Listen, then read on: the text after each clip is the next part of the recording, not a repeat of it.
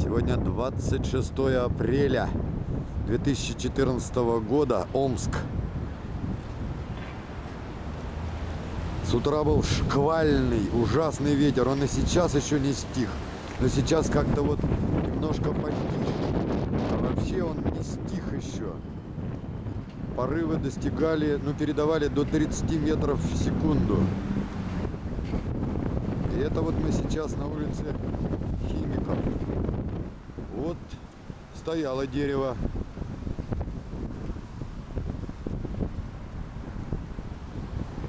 А ветром его завалило.